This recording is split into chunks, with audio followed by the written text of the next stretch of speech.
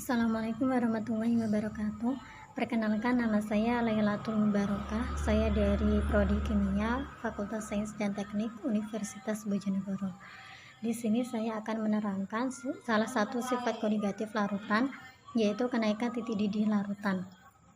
Untuk memenuhi tugas dari mata kuliah Kimia Dasar 1 yang diajar oleh Ibu Dias Tianingrum, SSI MSc.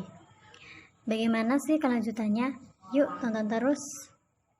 Kenaikan titik didih merupakan sifat koligatif karena nilainya berbanding lurus dengan jumlah partikel semua zat larut dalam larutan. Berlawanan dengan penurunan titik beku larutan, kenaikan titik didih larutan merupakan fenomena meningkatkan titik didih suatu pelarut, disebabkan adanya zat larut di dalam pelarut tersebut. Ini berarti bahwa titik didih pelarut akan lebih kecil jika dibandingkan dengan titik larutan. Sebagai contoh, titik didih air murni adalah 100 derajat Celcius. Jika kita melarutkan gula atau garam dapur ke dalam air, maka titik didihnya akan lebih dari 100 derajat Celcius. Mengapa sih air mendidih pada suhu 100 derajat Celcius?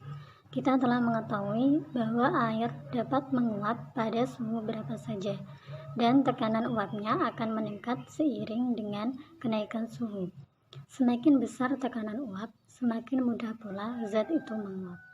Larutan elektrolit mempunyai sifat koligatif lebih besar daripada sifat koligatif larutan non-elektrolit.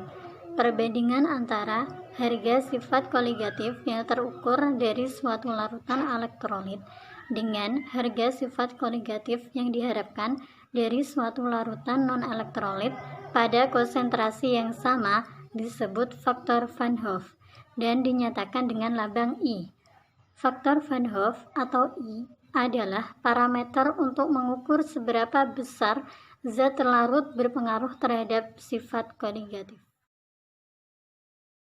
Faktor Van Hoff dihitung dari besarnya konsentrasi sesungguhnya zat larut yang ada di dalam larutan dibanding dengan konsentrasi zat larut hasil perhitungan dari masanya. 1 sendok teh sama dengan 7 gram garam, maka kita menggunakan 17,55 gram garam, maka sama dengan 2,5 sendok teh. Kita masukkan garamnya, 2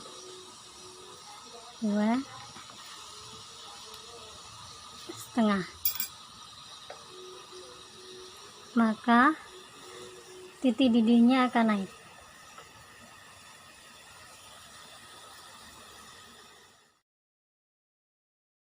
Dari eksperimen tadi, mari kita buktikan bahwa titik didih larutan itu lebih besar daripada titik didih pelarut murni. Mari kita buktikan dengan rumus kenaikan titik didih larutan. Mari kita hitung bersama-sama. Massa NaCl atau yang kita gunakan tadi itu 17,55 gram dan mR NaCl itu 58,5.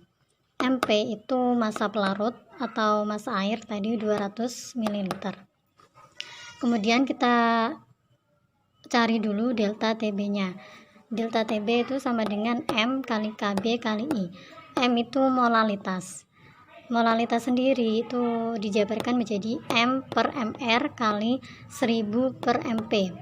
Dikali KB-nya 0,52, dikali I-nya 2. Dimana sih kok ketemu 2? Itu di sini. NaCl itu dijabarkan menjadi Na plus Cl min.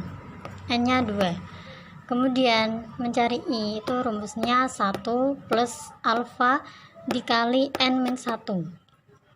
Dan NaCl itu elektron kuat, alfa sama dengan 1, maka kita tulis alfanya 1, N-nya 2, min 1, ketemu 2. I sama dengan N, samakan. Kemudian KB itu 0,52. Ini sudah ketentuan dari sananya. Kemudian ketemu 1,56 derajat Celcius. Kemudian kita mencari TB larutan atau titik didih larutan yang sudah kita campurkan. Itu delta TB plus TB pelarut.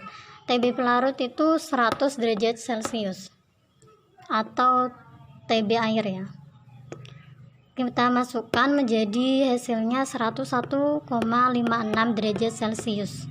Berarti benar bahwa TB pelarut itu lebih kecil daripada TB larutan.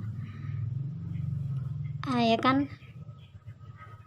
Lebih besar dari TB larutan, lebih besar dari TB pelarut.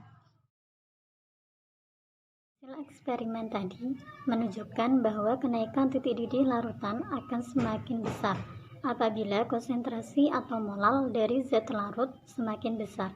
Titik didih larutan akan lebih tinggi dari titik didih pelarut murni. Begitulah penjelasan dari saya. Apabila ada salah kata, saya mohon maaf yang sebesar-besarnya. Apabila ada kritik atau saran, silakan komen di bawah ini. Wassalamualaikum warahmatullahi wabarakatuh.